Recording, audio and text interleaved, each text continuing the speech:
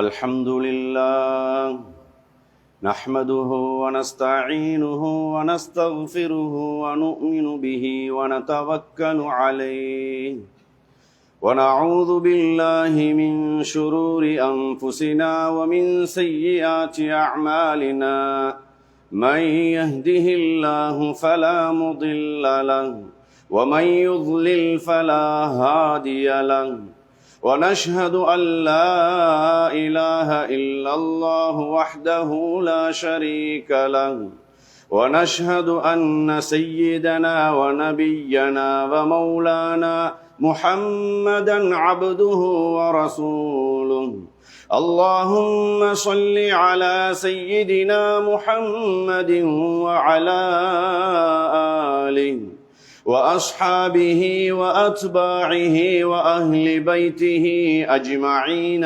أما بعد فيا عباد الله أوصيكم ونفسي أولا بتقوى الله فإن التقوى شعار المؤمنين ودثار المتقين وتنجيكم من عذاب الله وتدخلكم الجنة فقد قال الله تعالى في كلامه الكريم بعد أعوذ بالله من الشيطان الرجيم بسم الله الرحمن الرحيم لن تنالوا البر حتى تنفقوا مما تحبون وما تنفقوا من شيء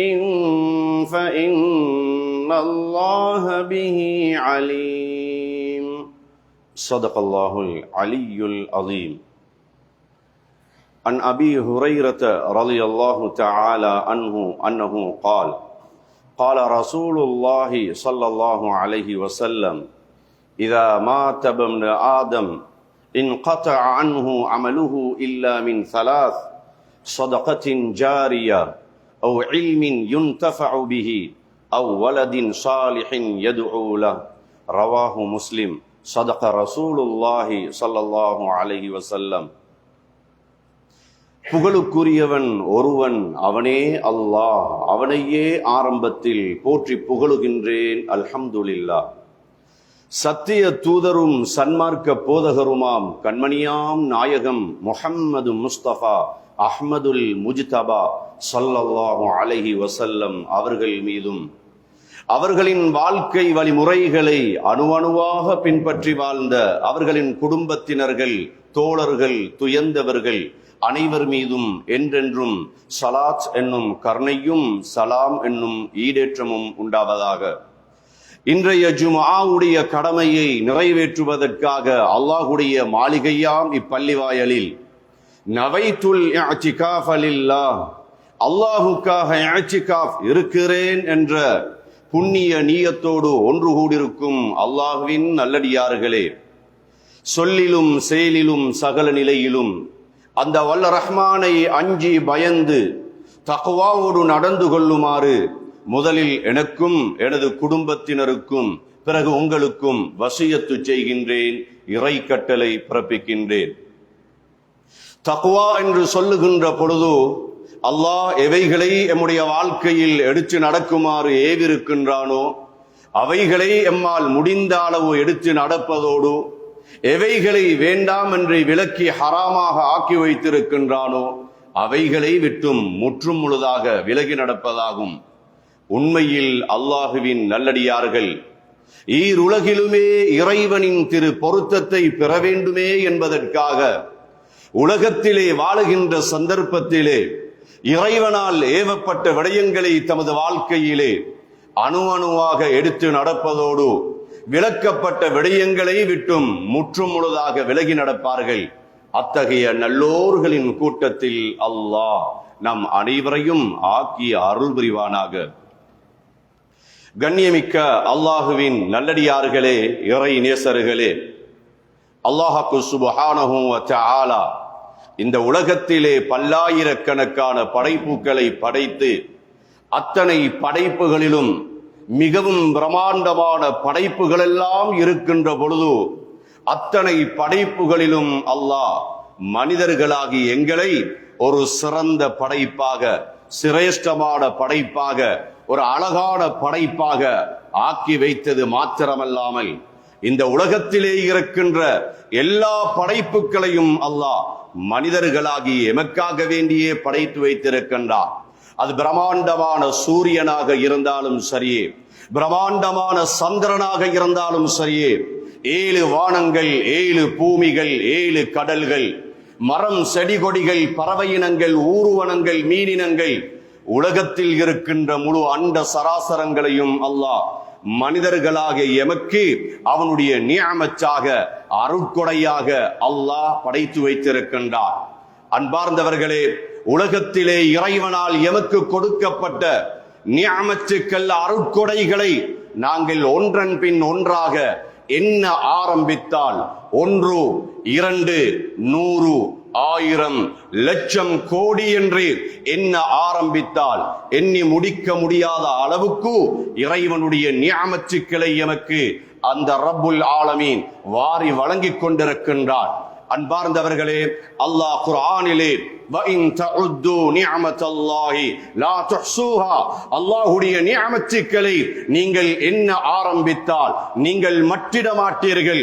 இறைவன் எனக்கு இத்தனை நியமத்து தான், 100 நியமத்துக்கள், 1000 நியமத்துக்கள், லட்சம் நியமத்துக்களை தான் இறைவன் எனக்கு கொடுத்திருக்கிறான் என்று யாருக்கும் மட்டிட முடியாத அளவுக்கு நியமத்துக்களை வாரி வழங்கிக் கொண்டிருக்கின்றார்.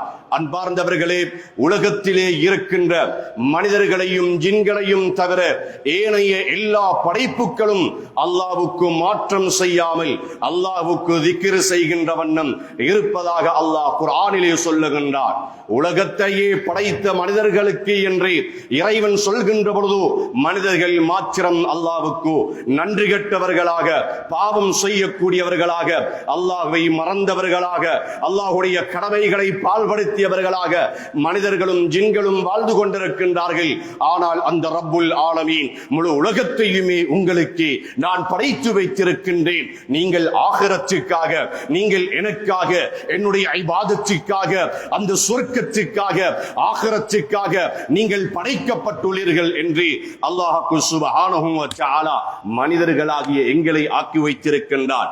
அன்பார்ந்தவர்களே, அல்லாஹ் சுப்ஹானஹு வ தஆலாவினால் எமக்கு கொடுக்கப்பட்ட நியமத்துக்கள் பல்லாயிரம் இருக்கின்ற பொழுது மிகவும் விசேஷமான 2 நியமத்துக்களை பற்றி அல்லாஹ் குர்ஆனில் பல்வேறு இடங்களிலே சுட்டி காட்டுகின்றார். அதில் இந்த 2 நியமத்துக்களும் அல் மாலு வல் பனூன ஜீனத்துல் ஹயாத்தித் துன்யா. உலகத்திலே முதலாவதாக இறைவன் கொடுக்கப்பட்டிருக்கின்ற அந்த நியமத்துக்களில் அல்லாஹ் தந்த செல்வம், அல்லாஹ் தந்த பணம் இந்த நியமத். இரண்டாவதாக அல்லாஹ் எமக்கு கொடுத்த இந்த குழந்தை செல்வங்கள். இந்த 2ஐ பற்றி அல்லாஹ் பல 100 நியமத்துக்கள், பல்லாயிரம் நியமத்துக்கள் இருக்கின்ற பொழுது இந்த 2 நியமத்துக்களை மாத்திரம் ஜீனத்துல் ஹயாத்தித் துன்யா, இந்த துன்யாவுடைய அலங்காரம் என்பதாக அல்லாஹ் சுப்ஹானஹு வ தஆலா குர்ஆனில் பல இடங்களிலே வர்ணிக்கின்றானே.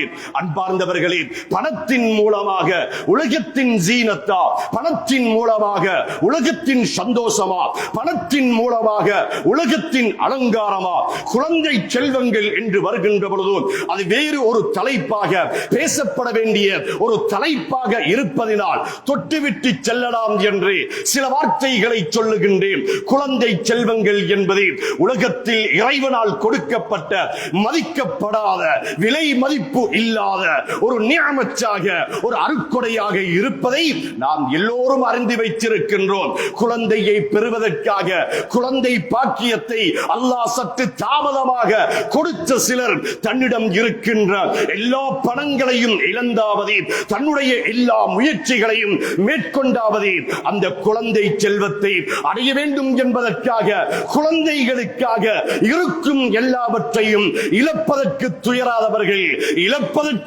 இழப்பதற்கும் பயப்படாதவர்கள் அதே குழந்தைகளுக்காக எதை வேண்டுமானாலும் இழப்பார்கள். அன்பார்ந்தவர்களே, அப்படிப்பட்ட ஒரு விலை மதிப்பு இல்லாத அந்த குழந்தை செல்வங்கள் ஜீனத்துல் ஹயாத்தி துனியா. உம்மக்கி அல்லாஹ் உலகத்திலே நிறைய நியமத்துக்கு செல்வங்களை கொடுத்திருக்கின்றார். மாளிகை போன்ற வீடு இருக்கிறது, பெருமதியான வாகனங்கள் இருக்கின்றன, கடை காணிகள் சொத்துக்கள் எல்லாம் இருக்கிறது. என்னுடைய வாழ்க்கைக்கு மிதமிஞ்சிய பணங்கள் சேமரிப்பில் இருக்கிறது என்றெல்லாம் வைத்துக் கொள்வோம். ஆனால் அன்பார்ந்தவர்களே, மாளிகை போன்ற வீட்டிலே அங்கும் இங்கும் துள்ளி குதிக்கின்ற சின்னம் சிறார்கள் இல்லாத அந்த வீடுகள் சந்தோஷத்தை இழந்த வீடாக காணப்படுவதை நாம் கண்கூடாக கண்டு வருகின்றோம். அன்பார்ந்தவர்களே, வீட்டின் ஜீனத்தாக, வாழ்க்கையின் ஜீனத்தாக, ஜீனத்துல் ஹயாத்தி துன்யா, உலகத்துடைய அலங்காரம் என்று வர்ணிப்பு பெற்ற அந்த குழந்தை செல்வங்கள், இந்த இரண்டையும் இறைவன் இங்கே ஏன் குறிப்பிட்டு சொல்கின்றார்? உலகத்தில் பல்லாயிரம் நியமத்துக்கள் கொடுக்கப்பட்ட என் சகோதரர்களே, நாம் பார்க்கும் அழகான இரண்டு கண்கள், கேட்கும் அழகான இரண்டு செவிகள், நடப்பதற்கும் பிடிப்பதற்கும் அழகான இரண்டு கால்களும் கரங்களும், சிந்திப்பதற்கென்று உள்ளங்களையும் பேசுவதற்கென்று நாவையும் என்றெல்லாம் இறைவன் நியமத்துக்கள் அடுக்கடுக்காக மற்றிட முடியாத அளவுக்கு, வர்ணிக்கும் அளவுக்கு இருக்கும் நியமத்துக்களில் அல் மாலு வல் பனூன ஜீனத்துல் ஹயாத்தி துன்யா. உங்களுடைய வாழ்க்கையில் நான் கொடுத்திருக்கும் நியமத்துக்களில் செல்வமும் குழந்தை செல்வங்களும் உலகத்தின் அலங்காரங்கள் என்று இறைவன் வர்ணிக்கின்றார். அன்பார்ந்தவர்களே, அப்படி வர்ணிக்கின்ற இறைவன் இன்னும் பல்வேறு இடங்களிலே இன்னமா அம்பாலுக்கும் அவுலாதுக்கும் ஃபித்னா, உங்களுடைய செல்வங்களும் உங்களுடைய குழந்தைகளும் உலகத்தின் சோதனைக்காக, சோதனை பொருட்களாக நாம் கொடுத்திருக்கிறோம் என்று இறைவன் வேறு சில இடங்களிலே வர்ணிக்கிறான் என்றிருந்தால், ஜீனத் என்று, அலங்காரம் என்று, நன்கொடை என்று, நியமச்சி என்று, ரஹ்மச்சி என்று என்றெல்லாம் வர்ணிக்கின்ற அந்த ரப்புல் ஆலமீன் உலகத்தின் ஃபித்னா, உலகத்துடைய சோதனை என்று இறைவன் ஏன் வர்ணிக்க வேண்டும்? அன்பார்ந்தவர்களே, இந்த இரண்டு செல்வங்களை கொண்டு உலகத்தில் மாத்திரமல்ல இறைவனுடைய ஜீனத் கிடைக்கிறது, உலகத்தில் மாத்திரமல்ல இறைவனுடைய ரஹ்மத் கிடைக்கிறது, உலகத்தில் மாத்திரமல்ல இறைவனுடைய பரக்கத் கிடைக்கிறது. இந்த இரண்டு நியமத்துக்களையும் நியமத்தாக, அருட்கொடையாக, அதை இறைவன் கூறுகின்ற பிரகாரம் ரசூலுல்லாஹி ஸல்லல்லாஹு அலைஹி வஸல்லம் அவர்கள் காட்டி தந்த பிரகாரம் இந்த நியமத்துக்களை பயன்படுத்துகின்ற பொழுது ஒரு மனிதன் மரணிக்கின்றாரா, அத்தோடு அவருடைய தொழுகை துண்டிக்கப்பட்டுவிடும், குர்ஆன் ஓதுவதை துண்டிக்கப்பட்டுவிடும், ஹஜ்ஜுக்கு செல்ல முடியாது, ஜகாத் கொடுக்க முடியாது, நட்பல கர்மங்கள் அங்கே செய்ய முடியாது. மரணத்துக்கு பிறகு அவனுடைய எல்லா அமல்களும் அத்தோடு நிறுத்தப்பட்டுவிடும். யாருக்கும் எந்த அமலையும் செய்ய முடியாது. மையத்தாக இருக்கின்றார், வெறுமனே கட்டையாக இருக்கின்றார், உடம்பை விட்டும் உயிர் பறிக்கப்பட்டு விட்டது. ஆனால் ரசூலுல்லாஹி ஸல்லல்லாஹு அலைஹி வஸல்லம் அவர்கள் கூறுகின்றார்கள், இல்லா மின் ஸலாத், மூன்று விடயங்களை தவிர, அந்த மூன்று விடயங்கள் மரணத்துக்கு பிறகு கட்டையாக, மையத்தாக சந்தூக்கில் வைக்கப்பட்டிருக்கும். நபி ரசூலுல்லாஹி ஸல்லல்லாஹு அலைஹி வஸல்லம் அவர்கள் கூறுகின்றார்கள், அப்போது நீங்கள் அந்த மனிதனை புகழுங்கள், அந்த மனிதனுடைய நலவுகளை சொல்லுங்கள். அவர் ஒரு நல்ல மனிதர், அவர் ஊரிலே ஒரு மஸ்ஜிதை கட்டியவர், மஸ்ஜிதுக்கு உதவி செய்தவர், பாடசாலைக்கு உதவி செய்தவர், அவர் ஒரு கிணற்றை தோண்டி கொடுத்தவர், பொது கிணற்றை தோண்டி கொடுத்தவர், ஏழை எளியவர்களுக்கு வீடுகளை அமைத்து கொடுத்தவர், பாதையை சரி செய்தவர், பள்ளியுடைய இன்ன வேலைகள், பாடசாலையுடைய இன்ன வேலைகள், ஏழை எளியவர்களுக்கு இன்ன நலவுகள் என்று அவர்களுடைய நலவை பேசுமாறு இஸ்லாமியமுக்கு சொல்லித் தருகிறது. அன்பார்ந்தவர்களே, அவரை கபரு உள்ள உள்ளே நாங்கள் அடக்கம் செய்வதற்கு முன்பு ரசூலுல்லாஹி ஸல்லல்லாஹு அலைஹி வஸல்லம் அவர்கள் அந்த இடத்தில் இருந்து நிறைச்சப்படாத அமல்களாக கொடுக்க அல்லாஹ் வைத்திருக்கின்ற அந்த பாக்கியங்களை பேச ஆரம்பிப்பதை கண்கூடாக கண்டு வருகின்றோம். இல்லாமின் ஸலாஸ், 3 விடயங்களை தவிர அந்த 3 விடயங்களுடைய நலவுகள் எல்லாம் அந்த மையத்துக்கு பிறகு கபருடைய வாழ்க்கையிலும் ஹஷ்ருடைய வாழ்க்கையிலும் நஷ்ருடைய வாழ்க்கையிலும் சிராத்துடைய வாழ்க்கையிலும் மீசானுடைய வாழ்க்கையிலும் யௌமுல் கியாமா யௌமுல் ஹிசாப் அல்லாஹ்வை நேருக்கு நேராக மூமின் என்ற அந்த பட்டியலை பெற்றதனால், மூமின் என்ற அந்த சிஃபத்தை பெற்றதனால் நேருக்கு நேராக இறைவனை பார்க்கின்ற அந்த சந்தர்ப்பம் வரும் வரைக்கும் அல்ல. அப்பொழுது இறைவன் சொல்லுவார், உங்களுக்கு என்று நான் தயாராக்கி வைத்திருக்கின்ற அந்த சொர்க்கம் காத்துக் கொண்டிருக்கிறதே, நீங்கள் விரும்பிய சொர்க்கத்துக்கு நீங்கள் சொர்க்கத்துக்கு நுழையுங்கள், சொர்க்கத்தின் இன்பங்களை அங்கே அனுபவியுங்கள். அன்பார்ந்தவர்களே, இது யாருக்காக? இறைவன் கொடுத்த அந்த நியமத்துக்களை இறைவன் கூறிய பிரகாரம், இறைவனின் எதிர்பார்ப்பின் பிரகாரம், இறைவனுடைய பொருத்தத்தை நாடியவர்களாக இஹ்லாஸோடு அல்லாஹ்வுக்காக செலவு செய்தவர்களுக்கு இறைவன் கொடுக்கின்ற பாக்கியங்கள். சகோதரர்களே, அல்லாஹ் நியமத்துக்களை, செல்வத்தையும் செல்வாக்கையும் ஆட்சியையும் அதிகாரையும் அறிவையும் ஆற்றலையும் இறைவன் எமக்கு கொடுத்ததை எம்மோடு மாத்திரம் நிறுத்திக் கொள்வதற்கு அல்ல. என்னிடம் நிறையவே பணம் இருக்கிறது, எல்லா பணத்தையும் நான் சேகரித்து சேகரித்து சேகரித்து உரிய காலங்களில் முறைப்படி ஜக்காத்தை கொடுக்காமல் அச்சுடைய கடமை எனக்கு கடமை என்று தெரிந்திருந்தும் கூட 2-3 காணிகள், 2-3 கடைகள், 2-3 சொத்துக்கள், வாகனங்கள், மிகைமிஞ்சிய பணங்கள், செல்வங்கள் எல்லாம் இருக்கின்ற பொழுது அச்சுடைய கடமையை கூட நிறைவேற்றாமல் சொத்துக்களை சேகரித்து சேகரித்து எம்முடைய சேகரிப்பெல்லாம் அன்பார்ந்தவர்களே, அல்ஹாக்குமுத் தகாசுர் ஹத்தா ஸுர்துமுல் மகாபிர், நீங்கள் சேகரித்து வைத்த உங்களுடைய சொத்துக்கள் எல்லாம் உங்களை பராக்காக்கி விட்டது, உங்களை நாசமாக்கி விட்டது. இதுவரைக்கும் என்றால் ஹத்தா ஸுர்துமுல் மகாபிர், நீங்கள் கபிரிஸ்தானை, அந்த மக்பராவை, கபர்களை சந்திக்கும் வரைக்கும். அன்பார்ந்தவர்களே, ஹஜ்ரத் உமர் இப்னு அப்துல் அசீஸ் ரஹ்மத்துல்லாஹி அலைஹி அவர்கள் சக்ராத்தில் இருக்கின்றார்கள். அவர்கள் சொல்லுகின்றார்கள், இப்பொழுது எனக்கு மரணம் கிட்டுமையாக இருக்கிறது, நான் மரணிப்பதில் எந்த சந்தேகம் கிடையாது, என்னுடைய கபரை கொஞ்சம் காட்டுவதற்காக என்னை தூக்கி செல்லுங்கள் என்று அவர்கள் சொல்ல, அங்கு இருப்பவர்கள் எல்லாம் அவரை தூக்கி சென்று அவருடைய மக்பராவே, அவருக்கு என்ற அந்த மக்பராவிலே கொண்டு வந்து வைக்கின்றார்கள். அன்பார்ந்தவர்களே, அந்த நேரத்திலே அவர்கள் கபரை பார்த்து பேசுகின்றார், மா அக்னா அன்னி மாலியா ஹலக அன்னி சுல்தானியா, நான் சேகரிச்ச என்னுடைய எல்லா செல்வங்களும் எனக்கு எந்த பலனையும் கொடுக்கவில்லை, என்னிடம் ஆட்சி இருக்கிறது, அதிகாரம் இருக்கிறது, எனக்கு எந்த பலனையும் அது கொடுக்கவில்லை. உலகத்தில் இருக்கின்ற பல கோடி பணங்கள், பல கோடி சொத்துக்கள், என்னதான் ஆட்சி அதிகாரங்கள் இருந்தாலும் அன்பார்ந்தவர்களே, இறைவன் கொடுத்த ரூகை யாருக்காவது அங்கே தடுத்து வைத்திருக்க முடியுமா?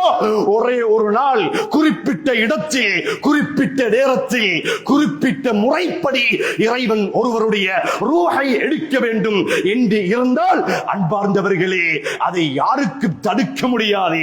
ஒரு நிமிடமேனும் அதை பிந்தியோ, ஒரு நிமிடமேனும் முந்தியோ அவருடைய ரூஹை யாருக்கும் பறிக்க முடியாது.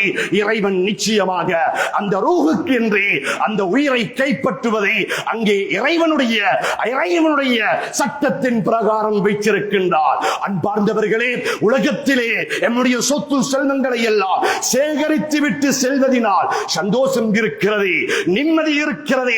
நம்முடைய பரம்பரைக்காக, பிள்ளைகளின் பிள்ளைகளுக்காக என்றெல்லாம் சொத்து செல்வங்களை சேகரித்து வைக்க வேண்டும், அது சிறந்ததே. அல்லது அது எந்த குற்றமும் இல்லை என்றிருந்தார். அன்பார்ந்தவர்களே, அபூ தல்ஹா ரலியல்லாஹு தஆலா அன்ஹு ரசூலுல்லாஹி ஸல்லல்லாஹு அலைஹி வஸல்லம் அவர்களுக்கு மிக பிரியமான ஒரு சஹாபியாக இருக்கின்றார்கள். அன்பார்ந்தவர்களே, மதீனாவிலே இருக்கின்ற அந்த இடங்களில் எல்லாம், தோட்டங்களில் எல்லாம் அதிகமான வளங்கள் கொண்ட அதிகமான இலாபத்தை கொடுக்கின்ற ஒரு பேரீத்தம் தோட்டத்தை உரியவராக கொண்டவர்தான் ஹஸ்ரத் அபூ தல்ஹா ரலியல்லாஹு தஆலா அன்ஹு. ரசூலுல்லாஹி ஸல்லல்லாஹு அலைஹி வஸல்லம் அவர்கள் குர்ஆனுடைய ஆயத்தை ஓதி காட்டுகின்றார்கள். லன் தனாலுல் பிர்ர ஹத்தா துன்ஃபிகு மிம்மா துஹிப்பூன். நீங்கள் நேசிப்பதை, நீங்கள் விரும்பியதை நீங்கள் இறைவனுக்காக செலவழிக்காமல் இருக்கின்ற போதெல்லாம் நீங்கள் பூரண ஈமான்தாரிகளாக நீங்கள் மாறமாட்டீர்கள் என்று அல்லாஹ்வுடைய அந்த குர்ஆனுடைய வசனம் ஓதி காண்பிக்கப்படுகிறது. அன்பார்ந்தவர்களே, இவர்களுக்கு சங்கடமாக இருக்கிறது, சங்கடமாக இருக்கிறது. மதீனாவிலே அதிகம் பலம் கொண்ட, அதிகம் லாபத்தை கொடுக்கின்ற அந்த பைரஹாவுடைய அந்த பேரித்தம் பல தோட்டம் அபூ தல்ஹா ரலியல்லாஹு தஆலா அன்ஹு அவர்களுக்கு மாத்திரமல்ல, மதீனாவில் இருந்த எல்லா மனிதர்களுக்கும் மிக விருப்பமான ஒரு தோட்டமாக இருந்ததன் காரணமாக ரசூலுல்லாஹி ஸல்லல்லாஹு அலைஹி வஸல்லம் அவரிடத்திலே சென்று, யா ரசூலல்லாஹ், யா ரசூலல்லாஹ், என்னுடைய தோட்டத்தினுடைய சொத்துக்களில் என்னிடம் இருக்கின்ற நியாமத்துக்களில் மிகவும் விருப்பமான ஒரு நியாமத்தாக, ஒரு சொத்தாக இந்த பைரஹா பேரித்தம் பல தோட்டம் இருக்கிறது. குர்ஆனுடைய வசனம் என்னை சங்கடமாக ஆக்கிவிட்டது. லன் தனாலுல் பிர்ர ஹத்தா துன்ஃபிகு மிம்மா துஹிப்பூன். நீங்கள் விரும்பியதை நீங்கள் செலவு செய்யாமல் இருக்கும் வரைக்கும் இறைவனுடைய நலவை பெற மாட்டீர்கள் என்று, யா ரசூலல்லாஹ், என்னுடைய பைரஹாவை நான் அல்லாஹ்வுக்காக இதோ நான் வக்ஃப் செய்து விட்டேன், தர்மம் செய்து விட்டேன் என்று அபூ தல்ஹா ரலியல்லாஹு தஆலா அன்ஹு அவர்கள் தன்னுடைய சொத்தை சேகரிக்கவில்லை, வாழ்க்கைக்காக ஆகிரத்தில் சேகரித்தார்கள். அன்பார்ந்தவர்களே, அப்துல்லாஹ் இப்னு சுஃப்யான் இப்னு அப்துல்லாஹ் ரலியல்லாஹு தஆலா அன்ஹு மிகப்பெரிய ஒரு செல்வந்தராக இருந்தார். எந்த அளவென்றால், ஒரு தடவை மதீனாவிலே வளமைக்கு வித்தியாசமாக மக்கள் எல்லாம் அங்கும் இங்கும் காட்சி கொண்டவர்களாக, அங்கே வித்தியாசமான ஒரு நிலைமை கொண்டவர்களாக இருந்தார்கள். அன்பார்ந்தவர்களே, வெளியூரில் இருந்து மதீனாவை நோக்கி வந்த சுஃப்யான் இப்னு அப்துல்லாஹ் ரலியல்லாஹு தஆலா அன்ஹு அவர்களுடைய 700 ஒட்டகங்கள் சுமைகளை சுமந்த வண்ணம், சொத்துக்களை சுமந்த வண்ணம் மதீனா உள்ளே வந்த பொழுது அந்த காட்சி மதீனாவாசிகளுக்கு மிகவும் விசேஷமான ஒரு காட்சியாக கொடுத்தது. 700 ஒட்டகங்களில் வியாபார பொருட்கள் சுமந்து வந்த நிலைமையிலே இது ஒரு ஆச்சரியமான மதீனாவுடைய நிலைமை இருந்தது. அந்த நேரத்திலே அன்பார்ந்தவர்களே, ஆயிஷா சித்திகா ரலியல்லாஹு தஆலா அன்ஹா அவர்கள் சொன்னார்கள், அப்துர் ரஹ்மான் இப்னு அவுஃப் ரலியல்லாஹு தஆலா அன்ஹு அவர்களுடைய விடயத்திலே ரசூலுல்லாஹி ஸல்லல்லாஹு அலைஹி வஸல்லம் அவர்கள் சொல்ல நான் கேட்டிருக்கிறேன். அப்துர் ரஹ்மான் இப்னு அவுஃப் ரலியல்லாஹு தஆலா அன்ஹு அவர்கள் சொர்க்கம் செல்வது நிச்சயம், ஆனால் அவர்கள் சொர்க்கத்துக்கு தவண்டு தான் சொல்லுவார்கள், தவண்டு தான் சொல்லுவார்கள் என்ற ஒரு செய்தியை அங்கே சஹாபாக்களுக்கு முன்வைத்த பொழுது அந்த செய்தி அப்துர் ரஹ்மான் இப்னு அவுஃப் ரலியல்லாஹு தஆலா அன்ஹு அவருடைய உள்ளத்தில் ஒரு கவலை வந்து விட்டது. சொர்க்கத்துக்கு நான் தவண்டு செல்வதா? ரசூலுல்லாஹி ஸல்லல்லாஹு அலைஹி வஸல்லம் அவருடைய காலத்தில் வாழ்ந்த சஹாபாக்கள் அவர்கள் உத்தமர்கள், அவர்கள் சொர்க்கவாதிகள், எந்த சந்தேகம் கிடையாது. அவர்கள் அல்லாஹ்வுடைய நேசர்கள், அவர்கள் வலிமார்கள். அல்லாஹ் குர்ஆனில் பல்வேறு இடங்களில் அவருடைய புகழ்களை பற்றி பேசும் அளவுக்கு, புகழ்ந்து பேசும் அளவுக்கு சிறந்தவர்கள் என்றிருந்தார். அஸ்ஹாபி கன்னுஜூம், என்னுடைய சஹாபாக்கள் வானத்தில் இலங்குகின்ற நட்சத்திரங்களை போன்றோ. ஃபபி ஐஹிம் இஹ்ததைத்தும், நீங்கள் யாரை வேண்டுமானாலும் பின்பற்றுங்கள், என்னுடைய சஹாபாக்களை யாரை வேண்டுமானாலும் பின்பற்றுங்கள், நீங்கள் வழி தவற மாட்டீர்கள் என்று சொன்ன சஹாபாக்களில் ஒருவர்தான் அப்துர் ரஹ்மான் இப்னு அவுஃப் ரலியல்லாஹு தஆலா அன்ஹு. அவர்களுக்கு கவலை வருகிறது. ரசூலுல்லாஹி ஸல்லல்லாஹு அலைஹி வஸல்லம் அவர்கள் நான் சொர்க்கத்துக்கு தவண்டு செல்வதாக சொல்லி இருக்கின்றார்களே என்று சொன்ன நேரத்திலே உடனே அவர்கள் வெளியே வந்து அந்த 700 ஒட்டகங்களில் இருந்த அந்த பொதிகளையும் சேர்த்து அல்லாஹ்வுடைய பாதையிலே அவர்கள் ரசூலுல்லாஹி ஸல்லல்லாஹு அலைஹி வஸல்லம் அவர்களுக்கு கொடுத்து விட்டார்கள். சுப்ஹானல்லாஹ். அன்பார்ந்தவர்களே, தன்னுடைய சொத்துக்களை எல்லாம் சேகரித்து வைப்பதின் மூலமாகத்தான் நிம்மதியும் சந்தோஷமும் ராக பரக்கத்தும் பரக்கத்தும் இருப்பதாக இருந்தால் உஸ்மான் இப்னு அஃபான் ரலியல்லாஹு தஆலா அன்ஹு அவர்கள் அந்த பேரே மௌனா என்ற அந்த மதீனா வாசிகளுக்கு தண்ணீர் இல்லாத பொழுது அவர்கள் யூதர்களிடம் இருந்து வாங்கிய அந்த கிணற்றை வாங்கி அவர்கள் வக்ஃப் செய்தார்களே. சஹாபாக்களின் ஆரம்ப நிலைமை செல்வந்தர்களாக இருந்தவர்கள் எல்லாம் இறக்கின்ற பொழுது அவர்களுடைய ஜனாசாக்களை அடக்கம் செய்வதற்காக கஃன் துணிகள் இல்லாத அளவுக்கு தலையை பூட்டினால் கால் வெளியே, காலை பூட்டினால் தலை வெளியே. அன்பார்ந்தவர்களே, அந்த சஹாபாக்களுடைய வாழ்க்கை உலகத்துடைய வாழ்க்கை மையமாக இருக்கவில்லை. ஆகிரத்துக்காக, சொர்க்கத்திற்காக, சொர்க்கத்தில் வாழ்வது போன்ற வாழ்க்கை கொண்ட அந்த சஹாபாக்கள் உலகத்திலே அல்லாஹ்வுடைய உதவிகளை எல்லாம் நேருக்கு நேராக கண்டார்கள். சொத்துக்களை இழப்பதற்கு பயப்படவில்லை. உயிரை கொடுக்கவே துணிந்த உத்தம சஹாபாக்கள் எல்லாம் அப்பொழுது சொத்துக்களுக்கு ஏன் சகோதரர்களே மதிப்பு? அன்பார்ந்தவர்களே, இஸ்லாத்தை ஏற்ற அந்த இஸ்லாத்தை ஏற்றதன் காரணமாகவே அவர்களுடைய உயிர்கள் எல்லாம் பறிக்கப்பட்டன, உடம்பு கிழிக்கப்பட்டன, உறுப்புகள் துண்டிக்கப்பட்டன என்று இருக்கின்ற பொழுது அன்பார்ந்தவர்களே, சொத்துக்களை சேகரித்ததுதான் இறந்திருந்தால் ஹஸ்ரத் அபூபக்கர் சித்தீக் ரலியல்லாஹு தஆலா அன்ஹு ரசூலுல்லாஹி ஸல்லல்லாஹு அலைஹி வஸல்லம் அவர்களுடைய வெறுமனே நண்பர் அல்ல, ஆரம்ப நண்பராக இஸ்லாத்தை ஏற்றவர்களில் ஒருவராக இருந்த ஹஸ்ரத் அபூபக்கர் சித்தீக் அவர்கள் ஒரு புடவை வியாபாரியாக தன்னுடைய முழு சொத்தையும் கண்மணி நாயகம் ஸல்லல்லாஹு அலைஹி வஸல்லம் அவருடைய நேசத்துக்கு, அவருடைய பாசத்துக்கு, அவருடைய அன்புக்கு, அவர்களுக்கு தேவையான எல்லாவற்றையும் இழந்தார்கள். ஹஸ்ரத் அபூபக்கர் சித்தீக் ரலியல்லாஹு தஆலா அன்ஹு. அன்பார்ந்தவர்களே, எதை சொல்ல வருகிறேன் என்றிருந்தால் இறைவனுடைய நியமத்துக்கள் நீங்களோ நாங்களோ நானோ அதை பேசி முடிக்க முடியாத அளவுக்கு இறைவன் கொடுத்திருக்கின்ற பொழுது அல் மாலு வல் பனூன ஜீனத்துல் ஹயாத்தித் துன்யா, இறைவன் சொல்லுகின்றானே இந்த இரண்டும் உலகத்தின் அலங்காரம் என்று அது எல்லோருக்கும் தெரியும். பணம் இல்லை என்றால் யாரும் மதிக்க மாட்டார்கள். பணம் இல்லை என்றால் சமூகத்திலே அவர்கள் முன்னே இருக்க மாட்டார். பணம் இல்லை என்றிருந்தால் அவருடைய கருத்துக்கள் எடுபடாது. பணம் இல்லை என்றிருந்தால் அவர் உலகத்திலே எங்கோ ஒருவராக இருப்பார் என்பது எல்லோருக்கும் தெரியும். சகோதரர்களே, வசதி உள்ளவர்களுக்கும் வசதி இல்லாதவர்களுக்கும் இந்த உலகமும் சமூகமும் கொடுக்கின்ற முக்கியத்துவமும் அவர்களுக்கு கொடுக்கின்ற மதிப்பும் நான் சொல்லித்தான் அறிய வேண்டும் என்பது யாருக்கும் தெரிய வேண்டிய அவசியம் கிடையாது. அன்பார்ந்தவர்களே, இந்த இரண்டு நியமத்துக்கள் உலகத்தோடு நின்றுவிட முடியாது. இந்த இரண்டு நியமத்துக்களும் நம்முடைய மையத்து தொடக்கம் அவருடைய வாழ்க்கையில் இருந்து அந்த மஹ்ஷர் மைதானம் வரும் வரைக்கும் அல்ல, சொர்க்கம் கொண்டு போய் வரும் வரைக்கும் அல்ல. சொர்க்கத்தில் நுழைந்ததன் பிறகு சில மனிதர்கள் அல்லாஹ்விடத்தில் கேட்பார்கள், யா அல்லாஹ், இந்த அளவு நான் நன்மை செய்யவே இல்லை, நீ எனக்கு இந்த சொர்க்கத்தில் இன்பங்களை கொடுத்து கொண்டே இருக்கிறாயா அல்லாஹ், இந்த அளவு நான் உலகத்தில் உனக்காக நன்மைகள் செய்யவே இல்லை என்று சொர்க்கவாதிகள் அல்லாஹ்விடத்தில் கேட்பார்கள். அப்பொழுது அல்லாஹ் சுப்ஹானஹு வ தஆலா சொல்லுவார், நீங்கள் செய்யாத அமல்கள் எல்லாம் நீங்கள் விட்டு வந்தீர்களே, சதகத்துன் ஜாரியா, எனக்காக வக்ஃப் செய்த அந்த சதகத்துன் ஜாரியா நிரந்தரமான சதகா, எனக்காக நீங்கள் நேசிக்கக்கூடிய பிள்ளைகளை விட்டு வந்தீர்களே, அவ் வலதின் சாலிஹின் யதுஊலா ரப்பனா ரப்பிர்ஹம்ஹுமா கமா ரப்பயானி ஸகீரா, யா அல்லாஹ், நான் சிறு வயதில் இருக்கின்ற பொழுது என்னுடைய தோளோடு தோள் தூக்கி என்னுடைய தாய் தந்தை எனக்கு எப்படி இரக்கம் காட்டினார்களோ அதே போன்று என்னுடைய தாய்க்கும் தந்தைக்கும் நீ இரக்கம் காட்டுவாயாக என்று தொழுதுவிட்டு குர்ஆன் ஓதிவிட்டு சதக்காக்கள் கொடுத்துவிட்டு தான தர்மங்கள் கொடுத்துவிட்டு உங்களுடைய பிள்ளைகள் எல்லாம் உலகத்திலே உங்களுக்காக கரமேந்தி நிற்கின்றார்கள்.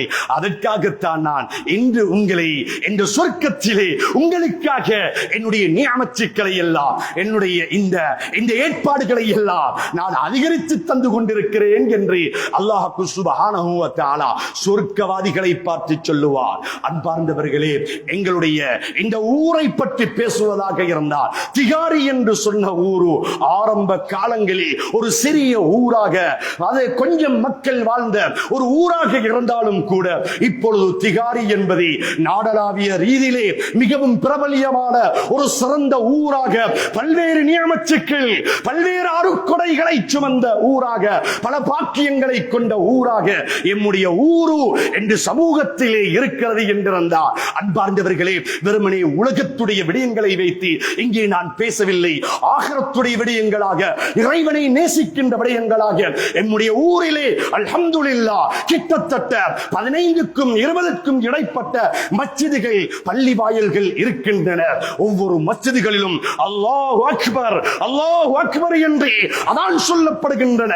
அன்பார்ந்தவர்களே, ஹய்ய அலஸ் ஸலாஹ் தொழுகைக்காக விரைந்து வாருங்கள், ஹய்ய அலல் ஃபலாஹ் வெற்றிக்காக விரைந்து வாருங்கள். இறைவனுக்காக தொழுகின்ற அந்த தொழுகையாளிகள் நிறையவே வருகின்ற காட்சிகள் ஆரம்பமாக எம்முடைய ஊரின் சொத்தாக இருக்கிறது. அன்பார்ந்தவர்களே, அது மாத்திரமல்ல, எம்முடைய ஊரிலே குர்ஆனை சுமந்த, மார்க்கத்தை சுமந்த, மார்க்க கல்விகளை சுமந்த ஆலிம் உலமாக்களாக 150 200க்கும் மேற்பட்ட உலமாக்களும் ஹாஃபிஸ்களும் எம்முடைய ஊரில் இருக்கின்றார்கள். பல மகல்லாக்களில் அது மாத்திரமல்ல, மார்க்க கல்விகளை கற்றுக் கொடுக்கப்படுகின்ற, குர்ஆனை மனனம் செய்து கொடுக்கப்படுகின்ற அரபு மதரசாக்கள், 2-3 மதரசாக்கள், பகுதி நேர மதரசாக்கள் நிறையவே இருப்பது போன்று பெண்களுக்கு என்று மகளிர் கல்லூரிகளாக பகுதி நேர மதரசாக்கள் என்று அன்பார்ந்தவர்களே, குர்ஆனுக்காக, ஹதீஸுக்காக, மார்க்கத்திற்காக, தீனுக்காக, இஸ்லாத்திற்காக பல முயற்சிகளை மேற்கொள்ளப்படுகின்ற ஒரு சிறந்த ஊராக, ஒரு அழகான ஊராக எம்முடைய ஊர் இருப்பது மாத்திரமின்றி, அன்பார்ந்தவர்களே, பாடசாலையுடைய விடயங்களை பார்க்கின்ற பொழுது எம்முடைய பாடசாலையிலே அல் அஸ்ஹர் பத்திய, அதாவது அந்த பாடசாலையிலே கிட்டத்தட்ட 2000 மாணவர்கள் கல்வி கற்கின்றார்கள். தாருஸ்ஸலாம் ஆரம்ப பாடசாலையிலே கிட்டத்தட்ட 1000 மாணவர்கள் அங்கே கல்வி கற்கின்றார்கள். அது மாத்திரமல்ல, ஏனைய தனியார் பாடசாலைகளிலே பல்லாயிரம் மாணவர்கள் கல்வி கற்கும் அளவுக்கு அன்பார்ந்தவர்களே, தமிழ் பாடங்கள், ஆங்கில பாடங்கள், சிங்கள பாடங்கள் என்று மும்மொழிகளை கொண்ட பாடசாலைகள் எம்முடைய ஊரிலே இருப்பது என்றிருந்தார் அதை பெருமையாக பேசுவதில் அன்பார்ந்தவர்களே நான் சந்தோஷப்படுகின்றேன். ஏனென்றால் பயங்கரமான ஒரு காலம், ஃபித்னாக்களும் குழப்பங்களும் பாவங்களும் பாவச் செயல்களும் அநியாயங்களும் அட்டூழியங்களும் தலைவிரித்து ஆடுகின்ற ஒரு காலம். தன்னுடைய ஈமானை, தன்னுடைய மனைவி, தன்னுடைய பிள்ளைகளின் ஈமானை பாதுகாக்க முடியாத அளவுக்கு இன்று பாவங்கள் நிறைந்த ஒரு உலகத்தில் வாழ்ந்து கொண்டிருக்கின்றோம். எம்மை பாதுகாக்க வேண்டுமாக இருந்தால் அதை வெறுமனே ஈமானை கொண்டுதான், வெறுமனே இபாதத்தை கொண்டுதான், அந்த இபாதத்தை கொண்டு, அந்த ஈமானை கொண்டு எம்முடைய சமூகத்தையும், எம்முடைய பிள்ளைகளையும், எம்முடைய குடும்பங்களையும் பாதுகாக்க வேண்டும் என்பதனால் தான் அதாவது அன்பார்ந்தவர்களே, ஒரு முதுமொழியாக அன்று தொட்டு இன்று வரைக்கும் சமூகத்தில் பேசப்படுகின்ற ஒரு முதுமொழியாக, ஒரு ஊருக்கு 2 கண்கள் என்று மஸ்ஜிதுகளையும் பாடசாலைகளையும் ஏன் சகோதரர்களே பேசப்படுகின்றது? ஏன் சகோதரர்களே மஸ்ஜிதுகளிலே ஃபீ புயூத்தின் அதினல்லாஹ் அன் துர்ஃபஅ வ யுذ்கர ஃபீஹா இஸ்மு, மஸ்ஜிதுகளில் வெறுமனே அல்லாஹ்வை பற்றி, ஆகிரத்தை பற்றி, குர்ஆனை பற்றி, தீனை பற்றி, இஸ்லாத்தை பற்றி தான் மஸ்ஜிதுகளில் பேசப்படுகின்றன. அன்பார்ந்தவர்களே, மஸ்ஜிதுகளிலே வியாபாரத்தை பற்றியோ, அரசியலை பற்றியோ, உலகத்துடைய ஆசைகள் மோகங்களை பற்றியோ மஸ்ஜிதுகளில் பேசக்கூடாது, பேசப்படுவதும் கிடையாது. ரசூலுல்லாஹி ஸல்லல்லாஹு அலைஹி வஸல்லம் அவர்கள் சொன்னார்கள், வியாபாரிகள் மஸ்ஜிதுகளில் வியாபாரம் செய்வதை கண்டால் பகிரங்கமாக சொல்லுங்கள், உங்களுடைய வியாபாரத்தில் அல்லாஹ் உங்களுடைய லாபத்தை இல்லாமலாக்கட்டும், பரக்கத்தை எடுத்து விடட்டும், உங்களுக்கு அல்லாஹ் நஷ்டத்தை தரட்டும் என்று. ஹலாலான வியாபாரங்களாக இருந்தாலும் சரி, மஸ்ஜிதுகளை அல்லாஹ் வெறுமனே மார்க்கத்திற்காக, தீனுக்காக, இஸ்லாத்திற்காக வைத்திருக்கின்றார். அன்பார்ந்தவர்களே, இதே மஸ்ஜிதுகளில் தான் இலைமறை காய்களை போன்று பெற்ற தாய்க்கும் தந்தைக்கும் தெரியாத எம்முடைய பிள்ளைகளின் எதிர்காலம், எம்முடைய பிள்ளைகள் எல்லாம் எம்முடைய முத்துக்கள் பெற்ற தாய்க்கும் தெரியாது.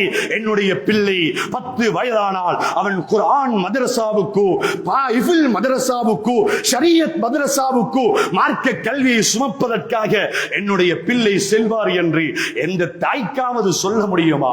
எந்த தந்தைக்காவது சொல்ல முடியுமா? அன்பார்ந்தவர்களே, எம்முடைய பிள்ளைகள் எல்லாம் எம்முடைய கண்களை விடவும் மேலானது. எம்முடைய பிள்ளைகள் எல்லாம் எம்முடைய உயிரை விடவும் மேலானது. எம்முடைய பிள்ளைகள் எல்லாம் எமது முத்துக்கள் சகோதரர்களே, எம்முடைய பிள்ளைகள் தான் எம்முடைய ஊரின் செல்வங்கள். எம்முடைய பிள்ளைகள் தான் எம்முடைய ஊரின் அலங்காரங்கள். அப்படியாக இருந்தால் இந்த பிள்ளைகளுக்காக நாம் மேற்கொள்கின்ற முயற்சிகள் என்ன? இந்த பிள்ளைகளுக்காக நாம் சிந்திக்கும் சிந்தனைகள் என்ன? ஒரு ஊரிலே ஊருக்கே 2 கண்கள் என்று வர்ணிக்கப்படுகின்ற மஸ்ஜிதுகள் எல்லாம் ஆங்காங்கே அலங்கரிக்கப்படுகின்றன, ஆங்காங்கே புனர் நிர்மாணம் செய்யப்படுகின்றன. மஸ்ஜிதுகளுக்கு தேவையான விடயங்கள் எல்லாம் பகிரங்கமாக பேசப்பட்டு பகிரங்கமாக சேகரிக்கப்பட்டு மஸ்ஜிதுகளை இன்று கட்டிடங்களாக அன்பார்ந்தவர்களே மாளிகைகளை போன்று மஸ்ஜிதுகளை ஆக்கி வைத்திருக்கின்றோம். அல்லாஹ் சுப்ஹானஹு வ தஆலா எம்முடைய ஊருக்கு கொடுத்த மிகப்பெரிய ஒரு சொத்தாக இந்த பெரிய பள்ளி எங்களுடைய மஸ்ஜிதுர் ரௌலா, அதே போன்று அடுத்த பள்ளியாக மஸ்ஜிதுல் அமீனா இலங்கையில் இருந்து பல்வேறு ஊர்களில் இருந்து இந்த மஸ்ஜிதுக்கு வந்து துஆ செய்யும் அளவுக்கு அன்பார்ந்தவர்களே எங்களுடைய ஊருடைய மஸ்ஜிதுகள் சமூகத்தில் காட்டப்படுகிறது என்றிருந்தால், சமூகத்தில் பேசப்படுகிறது என்றிருந்தால், ஏன் சகோதரர்களே ஒரு கண்ணால் பார்த்துவிட்டு மறு கண்ணை பொட்டையாக ஆக்கி வைத்திருக்கின்றோம். அல்லாஹ் பாதுகாக்க வேண்டும். அன்பார்ந்தவர்களே, சமூகத்திலே ஒரு கருத்து இருக்கிறது. பாடசாலை என்று வருகின்ற பொழுது அது அரசாங்க பாடசாலை, அது அரசியலோடு சம்பந்தப்பட்டது, அதிகாரிகளோடு சம்பந்தப்பட்டது, அரசாங்கத்தோடு சம்பந்தப்பட்டது என்று பாடசாலையுடைய விடயத்திலே எம்முடைய செல்வந்தர்கள் மஸ்ஜிதுகளுக்கு கொடுக்கும் முக்கியத்துவம், மதரசாக்களுக்கு கொடுக்கும் முக்கியத்துவம், ஏனைய சமூக சேவைகளுக்கு கொடுக்கும் முக்கியத்துவங்கள் பாடசாலைகளுக்கு கொடுக்கப்படுவதை தவறாக அவர்கள் நிறுத்தவில்லை. அதனுடைய முக்கியத்துவங்களை தெரியாததினால், அதனுடைய விடயங்களை சரியாக புரியாததினால் தான் அதனுடைய முக்கியத்துவங்கள் கொடுக்கப்படுவது கிடையாது. அன்பார்ந்தவர்களே, எமக்கு தெரியும் எங்களுடைய அல் அஸ்ஹர் பாடசாலையிலே கிட்டத்தட்ட 5 வருடங்களுக்கும் மேலாக 7-8 வருடங்கள் என்று நினைக்கின்றேன், எங்களுடைய முழு ஊரிலுமே எந்த பாடசாலையிலும் இல்லாத ஒரு ஆடிட்டோரியம் கேட்போர் கூடம் ஒன்றை கட்டுவதற்காக அன்பார்ந்தவர்களே ஊரில் இருக்கின்ற ஆசிரியர்கள், பாடசாலை அதிபர் உட்பட ஆசிரியர்கள், ஊரில் செல்வந்தர்கள், படித்தவர்கள், சமூக சிந்தனையுடையவர்கள் பல்வேறு முயற்சிகளை கொண்டு அங்கே ஒரு ஆடிட்டோரியம் கேட்போர் கூடத்தை கட்டுவதற்காக அங்கே ஆரம்பிக்கப்பட்டு அன்பார்ந்தவர்களே சில வருடங்களாக சில அசௌகரியங்களினால் அது நிறுத்தப்பட்டு இன்று வரைக்கும் அது கிட்டத்தட்ட 5 வருடங்களையும் தாண்டிவிட்டது என்று நினைக்கின்றேன். இன்னும் ஓரிரு வருடங்களுக்கு பிறகு அந்த கட்டிடம் அப்படியே செல்லுபடி அற்றதாக அது ஒதுக்கப்படுவதற்கு முன்பு பாடசாலை அதிபர் உட்பட பாடசாலையின் ஆசிரியர்கள், பழைய மாணவர்கள், அது மாத்திரமின்றி பாடசாலையின் அபிவிருத்திக்கென்று அங்கே குழுக்கள் தெரிவு செய்யப்பட்ட அந்த நிர்வாக குழுக்கள் எல்லாம் இன்று எங்களுடைய ஊரிலே பல்வேறு முயற்சிகளை கொண்டு கிட்டத்தட்ட 1 கோடிக்கும் மேலான பணங்கள் தேவைப்பட்ட பொழுது அங்கே கிட்டத்தட்ட 1 கோடி பணங்களை வாக்களித்த எம்முடைய ஊரு செல்வந்தர்கள் அன்பார்ந்தவர்களே பணங்களை கொடுத்து அதிலே இன்னும் சேகரிக்கப்பட வேண்டிய பணங்கள் இருக்கும் நிலையிலே ஜும்ஆவுடைய நாளிலே சமூகத்துக்கு பாடசாலை 2 கண்களில் ஒன்று என்றால் சமூகத்தின் உணர்வாக ஏன் சகோதரர்களே உங்களுடைய பிள்ளைகள் எல்லாம் இன்றைய ஸ்காலர்ஷிப் அந்த பரீட்சையிலே சித்தி அடைய வேண்டும் என்று எல்லா பெற்றார்களும் ஆசைப்படுகின்றீர்கள்.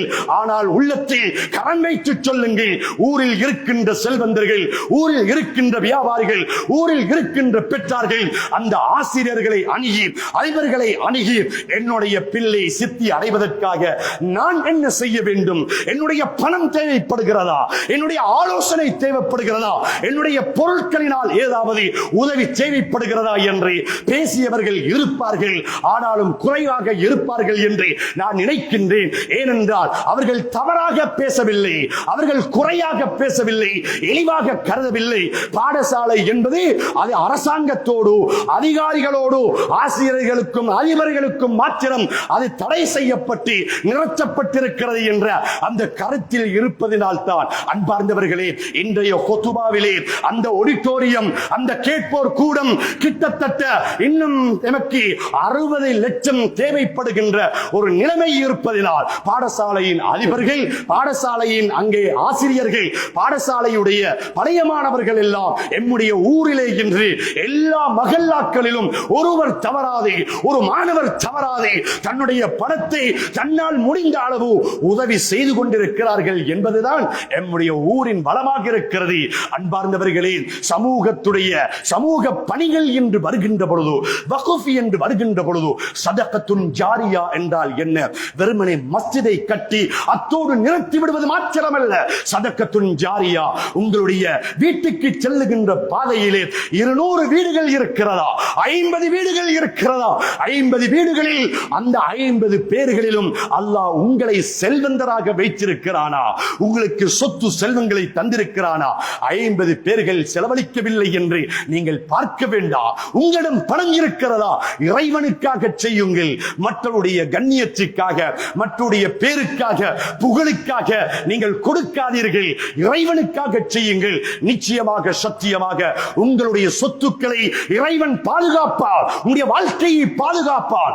ஆபத்துகளில் இருந்து, பலாய் முசீபத்துக்களில் இருந்து, கண்ணூர்களில் இருந்து, தாங்க முடியாத சுமக்க முடியாத நோய்களில் இருந்து, சுமக்க முடியாத கடன் பிரச்சனைகளில் இருந்து, அவமானங்களில் இருந்து அன்பார்ந்தவர்களை இறைவன் பாதுகாப்பதாக பல்வேறு ஹதீஸ்களின் சுருக்கத்தை நான் சொன்னேன். அன்பார்ந்தவர்களே, எங்களுடைய பாடசாலை எம்முடைய ஊரின் அடுத்த கண் என்றால் செல்வந்தர்களை பார்த்து சொல்லுகின்றேன். நல்ல ஆலோசனை உடையவர்களை பார்த்து, நல்ல சமூக சிந்தனை உடையவர்களை பார்த்து நான் சொல்கின்ற ஒரு செய்தியாக, அன்பார்ந்தவர்களே, தனிமையில் எங்களுடைய பாடசாலை அதிபர்களை சென்று சந்தியுங்கள்.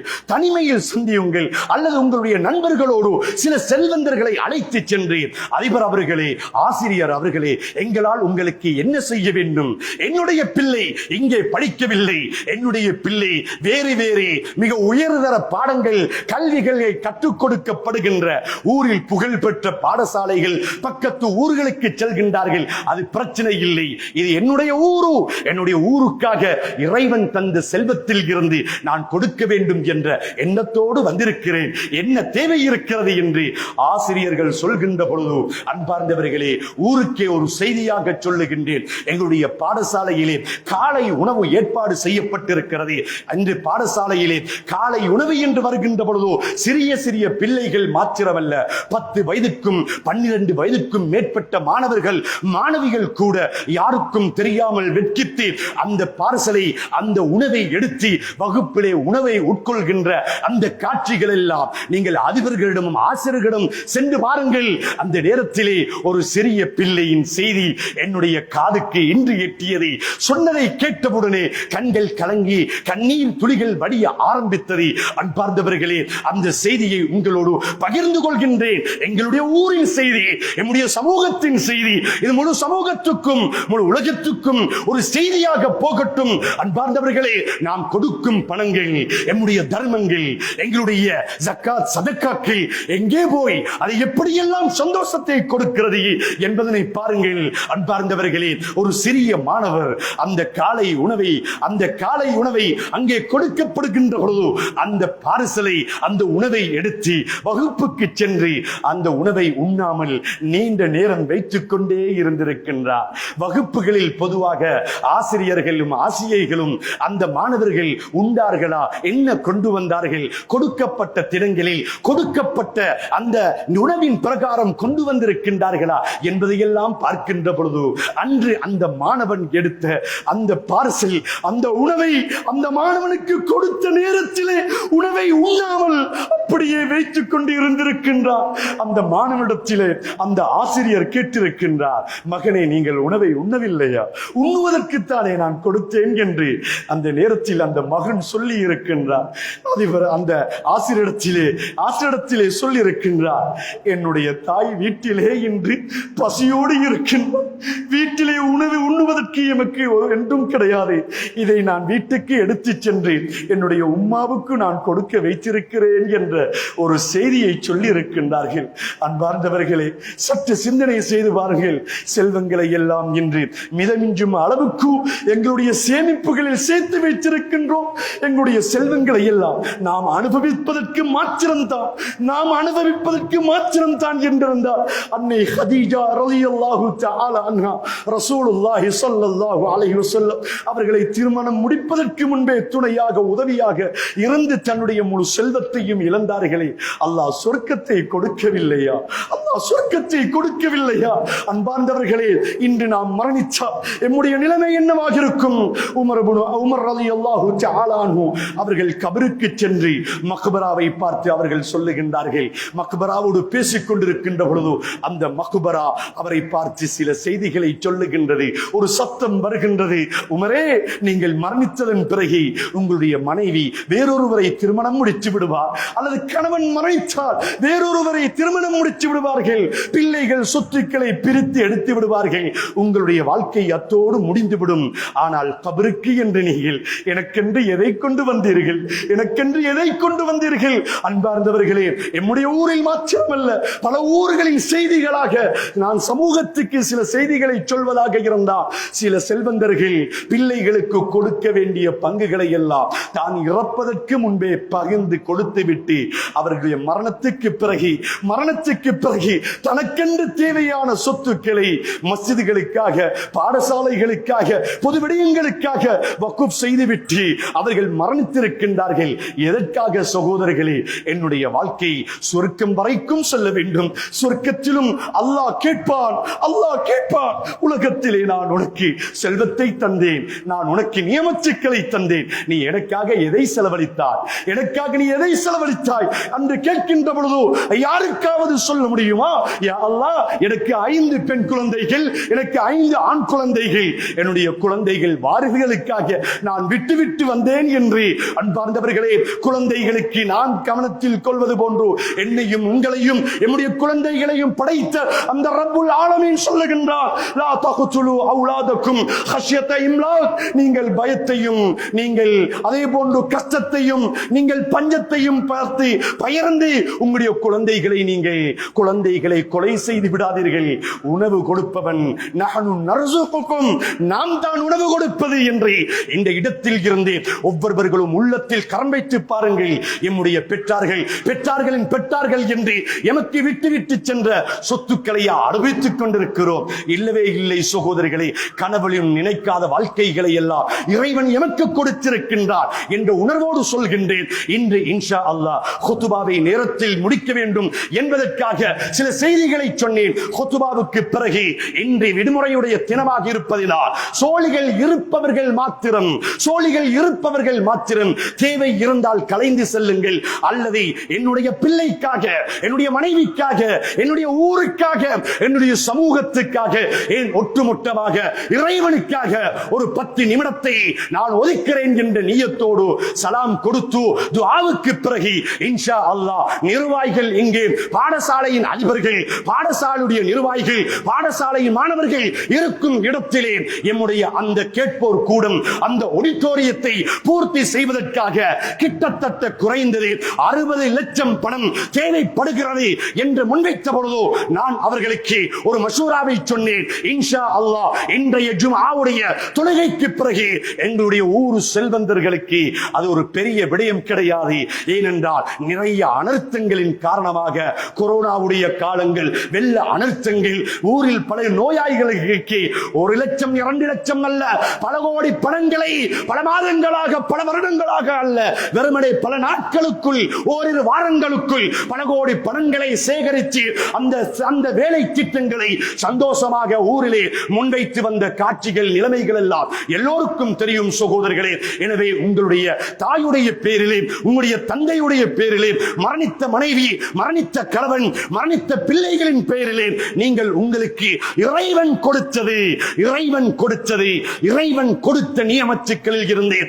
நான் 50,000 தருகின்றேன், நான் 1 லட்சம் தருகின்றேன், நான் 5 லட்சம் தருகிறேன் என்றேன். சந்தோஷமாக உங்களுடைய நீயத்தை நீங்கள் வெளிப்படுத்துங்கள். குர்ஆனுடைய ஒரு ஆயத்தை சொல்லி முடித்துக் கொள்கின்றேன். அல்லாஹ்வுடைய பாதையில் செலவு செய்யக்கூடியவர்கள் ஒரு வித்தை விதைத்தது போன்று அந்த வித்தை கிட்டத்தட்ட 70 கதிர்களை உருவாக்கி அந்த 70 50 கதிர்களும் பல நூறு வித்துக்களை உருவாக்கி அது கதிர்களாக மாறுவது போன்று நீங்கள் கொடுக்கும் ஒவ்வொரு ரூபாக்களுக்கும் அல்லாஹ் நிச்சயமாக அவனுடைய பரக்கத்தையும் அவனுடைய ரஹமத்தையும் அவனுடைய அபிவிருத்தியையும் தருவான் என்ற நன்னோக்கோடு அல்லாஹு தஆலா இறைவன் கொடுத்த நியாமத்துக்களை இறைவனுக்காக செலவழித்து அவனுடைய பரிபூரண நியாமத்துக்களையும் அருட்கொடைகளையும் பொருத்தத்தையும் பெறக்கூடியவர்களாக அல்லாஹ் நம் அனைவரையும் ஆக்கிய அருள் புரிவானாக.